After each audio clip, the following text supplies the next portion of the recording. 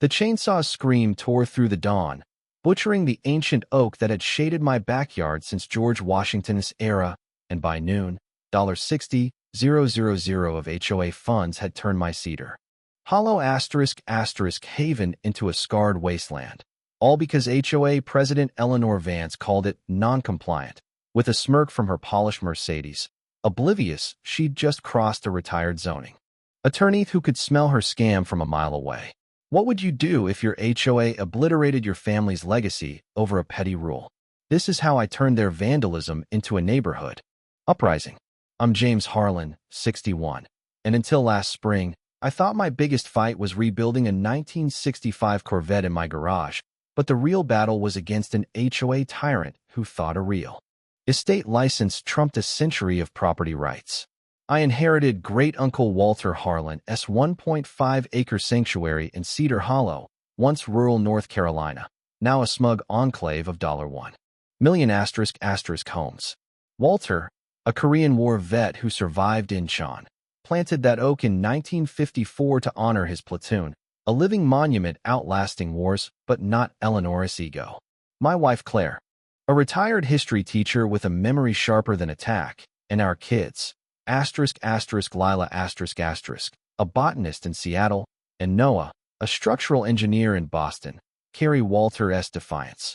The property's heart was that 200-year-old oak, its canopy shielding our porch where I sipped coffee, air thick with sawdust and memories of Walter's war stories. But then Cedar Hollow sprouted 40 homes, mostly California transplants chasing Southern charm, while enforcing cookie-cutter conformity, irony as thick as pine sap. Eleanor Vance, 50, HOA president, strutted in like a queen in tailored suits, hailing from San Diego with a blend of arrogance and ignorance. Her Mercedes plates reading "sold fast." Her husband, a tech exec commuting to Raleigh, sent their kids to a private academy where blue collar was a case study. Their $1.2 million Georgian mansion backed my lot, its manicured lawn a sterile contrast to my wild oak. The attack hit on a humid May morning, the scent of blooming magnolias choked by chainsaw fumes, when a certified letter landed like a Molotov cocktail. Non-compliant tree violates aesthetic standards. Fine, $175 daily until removed. The oak, sturdy as ever, was targeted for blocking views and shedding debris on Eleanor's property, and I read it 3 times. The legal absurdity sinking in like sap on bark. This wasn't about leaves, it was about control. In her office, reeking of rosewater and entitlement, Eleanor suggested I'd fit better in a less regulated area, code for get lost, old man. I fired back with a certified letter. My 1920 deed grandfathered my property, exempt from HOA rules. Zoning Law 101. Her glossy credentials missed.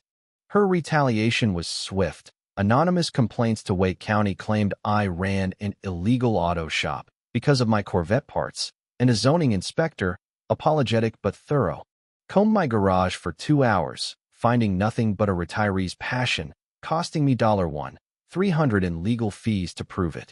Then came the smear campaign. Whispers I was a cranky recluse, unfit for their polished community.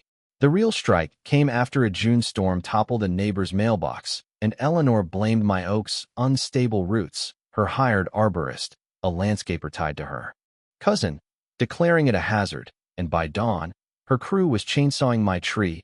No permit, no notice, just $60,000 of HOA funds spent on destruction. Claire stood beside me, tears falling as sawdust buried Walter's legacy, whispering, they erased his memory, but 30 years as a zoning attorney taught me bullies leave paper trails, and those trails are their undoing.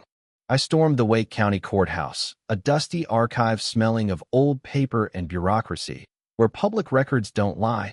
Unlike Eleanor's emergency tree removal excuse, the 1920 deed confirmed my exemption, and the HOA's 1988 covenants required homeowner votes for major spending, none recorded for the oak's destruction, plus tree removals over 100 years old needed county permits, which Eleanor skipped. The HOA financials were a jackpot of fraud, budgets bloated like festival balloons, $35,000 for landscaping that never happened, $10,000 for legal services to a firm owned by Eleanor's brother-in-law. And then Dorothy, a 74-year-old retired accountant neighbor, emerged like a spy with a ledger, her binder thick as a law textbook cataloging 11 families hit with fines for nonsense. $450 for a misaligned fence. $275 for a kid's basketball hoop. Dorothy's evidence showed Eleanor's realty firm brokered forced sales of non-compliant homes at discount prices. That afternoon, Eleanor and her lackey Travis, flashing a fake compliance officer badge, demanded to inspect my garage for zoning violations. But I cited property rights and slammed the gate, and Travis snapped photos through my fence like a cheap PI. I shouted for the neighbors. HOA budget list $38,000 for tree care. But the contractor got $12,000. Where's the rest? Eleanor's face twitched like a shorted circuit, and Travis fled like a startled squirrel. Her next move was brutal. A county arborist, tipped off at 4 a.m., cited my hazardous stump as a violation, and the state licensing board called, claiming I ran an unlicensed garage, both cleared in minutes with my spotless records. But at 2 a.m., gravel crunched, and my security cameras caught Eleanor's Mercedes and Travis dumping paint cans on my driveway, a clumsy intimidation stunt. The financials unraveled. Further, the landscaping contract went to Evergreen Solutions, owned by Eleanor's nephew, charging triple market rates, and $11,000 in compliance fees went to her friend's law firm. A racket screaming fraud. Neighbors rallied. Frank, a Vietnam vet with a handshake like a vice, brought beer and intel. Maria, a paralegal single mom, offered legal research. And Pastor Samuel joined after Eleanor fined his church for excessive parking during services. Coffee meetings at Dixie's Diner became our war room, where Dorothy shared her $400 mailbox fine. The Carter family got hit for a kid's tricycle, and Frank's flagpole was unauthorized, revealing Eleanor's pattern of targeting the vulnerable, elderly, single parents, anyone unlikely to fight. Eleanor went nuclear, calling an emergency meeting with 24 hours notice, illegal under bylaws requiring 72. Her dining room staged like a courtroom with a desk bigger than my Corvette, but only 2 of 5 board members showed, no quorum, yet she pushed to seize my property for community disruption. Dorothy rose, voice like a judge's gavel. No quorum, no business, invalid. And Eleanor shrieked, calling her a meddling busybody, exposing her tyrant core. Maria uncovered the shell game. Evergreen Solutions was Eleanor's nephew's. Premier Compliance was Travis's. Legal fees funneled to her friend's firm, skimming profits like a suburban cartel, and Frank's audit showed $45,000 for Phantom Park upgrades, a security gate that never materialized. In Walter's attic, I found his old cigar box with a bank vault key, revealing 5 years of evidence, recordings of Eleanor bragging about flexible accounting, forged signatures on unvoted rules, bank statements of theft masked as expenses, and a letter from Walter, written before his fatal stroke. James if you're reading this, Eleanor Vance has poisoned our community. I'm too old to fight, you're not. Use this. His stroke, tied to Eleanor's harassment, wasn't random. This was justice for Walter. The annual meeting was a battlefield, Dorothy's kitchen a command center with red string, bank records, violation notices, and Maria's legal folders, red for fraud, blue for damages, yellow for procedure, like a war map of retribution.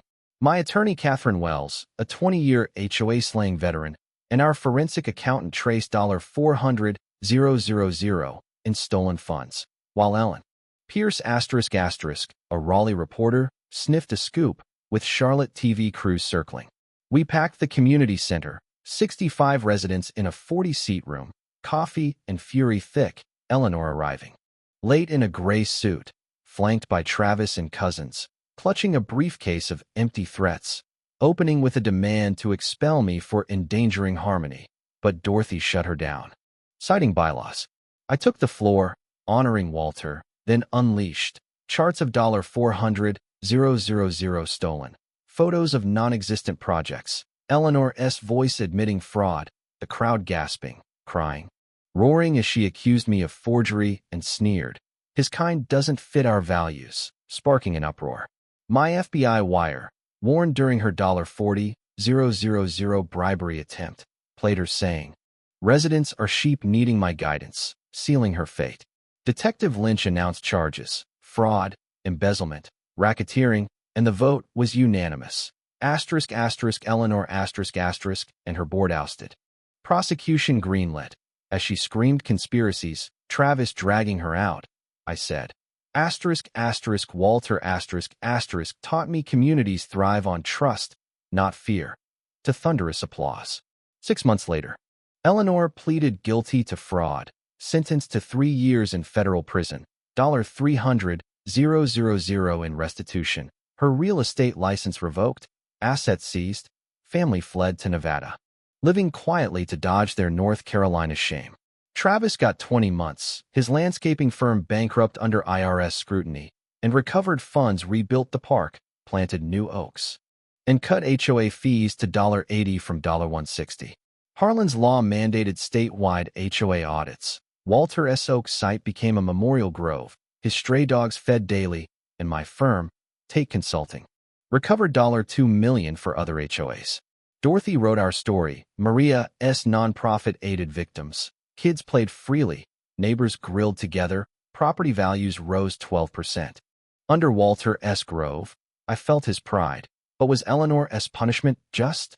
Do HOAs breed despots, or can transparency stop them? Share your HOA horror stories below, justice or overreach. Like, subscribe, comment. Let's debate power versus fairness. Next week, how I stopped a councilwoman's fake fines on Yvette's bakery. Stay tuned.